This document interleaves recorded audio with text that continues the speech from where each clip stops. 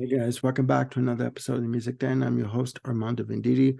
Hoping you guys are having a good Friday night. It is Friday. It is a beautiful sunny evening, but cold here in Edmonton. Beautiful night. No plans. Perfect time to do another video. In this episode of the Music Den, I'm going to be doing another installment of Album Spotlight. This is on an artist. Sorry, I've only had 2 coffees today. That I have not covered on the channel before. The artist is Luc Ponty, and the album is Aurora.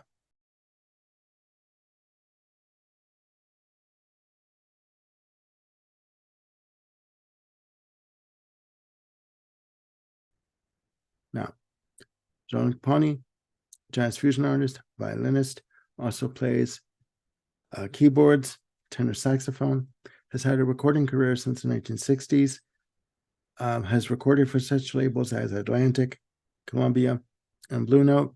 Has also worked in collaboration with such artists as Frank Zappa, Stanley Clarke, and also John Anderson of Yes. Ponty's association with Frank Zappa came to an end through the research I did over an issue of money, specifically money owing. He is featured on Frank Zappa's recording of Overnight Sensation from 1973. So, onwards. Aurora was released in February of 1976 on Atlantic Records. On this album, you have backing him. And when I say backing, I don't mean that in a belittling way, believe me. On this album, you have Daryl Stuermer on acoustic and electric guitars, Patrice Rushen on acoustic and electric pianos and synthesizer, one Mr. Tom Fowler on bass. Tom Fowler, who also used to work with Frank Zappa, there was that connection, and also Norman Fearington on drums. What I like about Luc Ponty and his work is that he is an artist that likes to take chances. I should also say, I should also wish a belated happy birthday to Mr. Luc Ponty because he celebrated his 81st birthday on September 29th. So happy birthday, Mr. Ponty. As I was saying very badly, what I like about Luc Ponty's work is that he is an artist that does like to take chances. He was recording albums at a time in the 70s where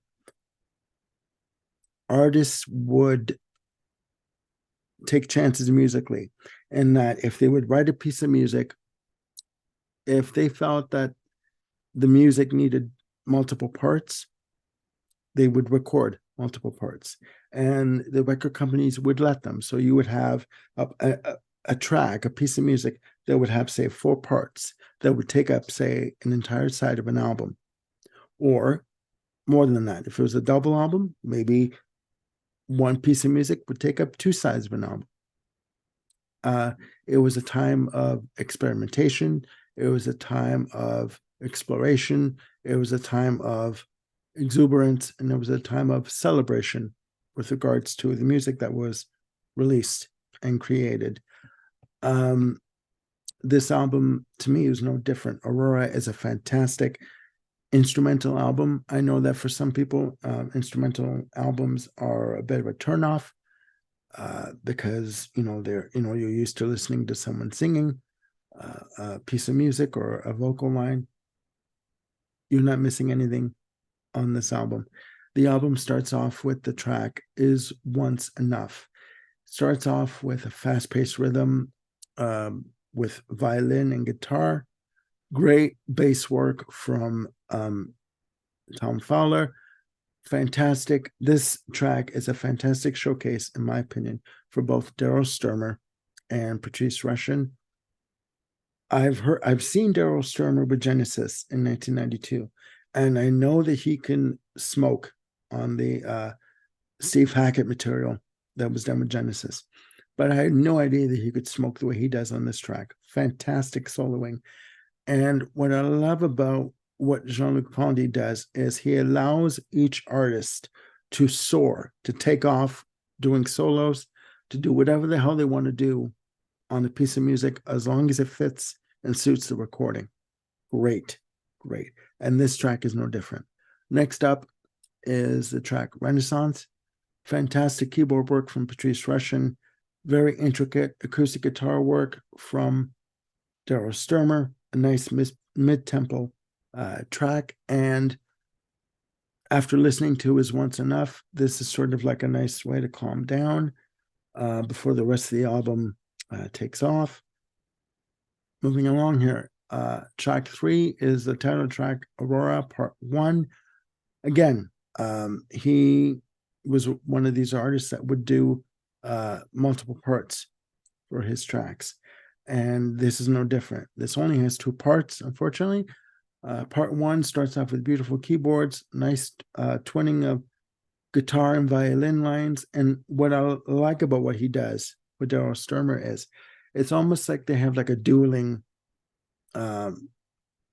It's like, they try to sort of outdo one another, to see who could do better in terms of what they're playing. And sometimes the guitar and violin almost intertwine. They wrap around each other. So you can't really tell if it's violin or if it's guitar. And they go ballistic. Okay. They almost push each other over the edge. And what I love about Jean-Luc Ponty is he's one to blur the lines as to what is acceptable on recordings. Okay. Much like Frank Zappa did, but in a very different way. Okay. On Aurora Part 1, you have, as I was saying, fantastic twinning of guitar and violin lines. Laid back feel on this track. Great locked in bass with Tom Fowler. He, along with Norman Farrington, locks everything in, keeps everyone in check, keeps everyone in time. Fantastic.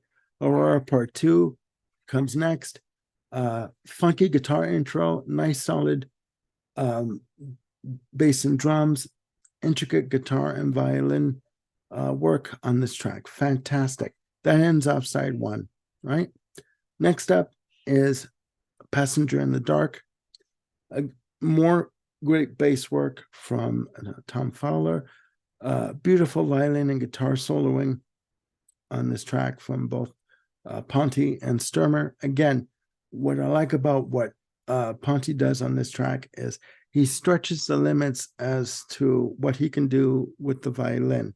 He doesn't just do simple violin passages.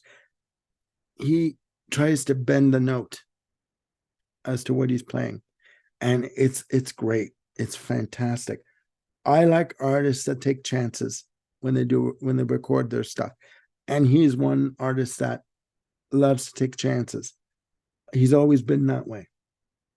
Next up is Last Forest. Starts off with a beautiful sprawling keyboard intro, nice melody on the violin. Also has some beautiful soft keyboard passages and great melodic passages on the guitar. Next up is Between You and Me. Starts off with almost like a funky keyboard intro, relaxed rhythm, great violin soloing, and beautiful keyboard runs at the end.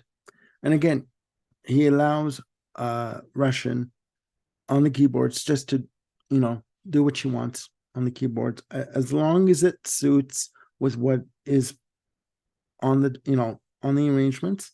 He lets her do whatever the hell she wants to do.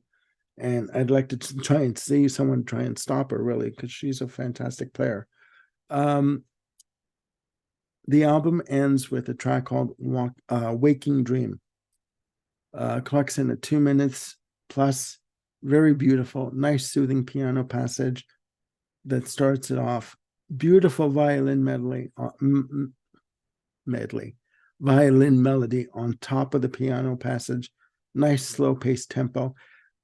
And it's basically telling you that the album has come to an end.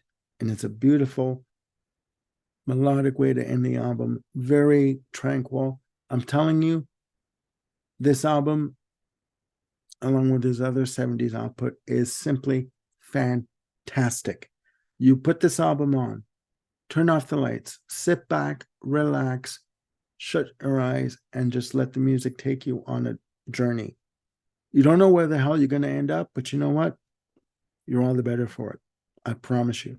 So please check out this album. Let me know what you think of Aurora down below, down in the comments. And let me know, do you like Jean-Luc Ponty? Do you not like Jean-Luc Ponty? Do you like his work with Frank Zappa? Do you like his work with Stanley Clarke or John Anderson of Yes? Please let me know what you think. Again, there are no right or wrong answers.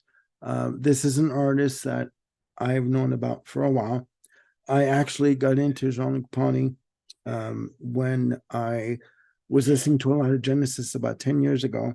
I get into these fits like everyone does, where you just focus on an artist and you just listen to a lot of their stuff.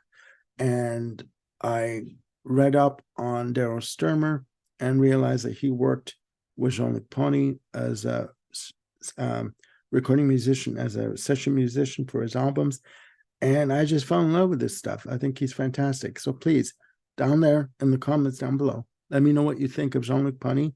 Do you like his stuff? Do you not like his stuff? And yeah, please. And also click like and subscribe, and click on the notification bell to keep yourselves on top of any new content that I've got coming up. I will be doing a new episode with Peter Kent from the Lizard King channel on ranking the albums. We're going to be ranking the albums of the Cars. That's going to be a good one. That's going to be recorded tomorrow, Saturday.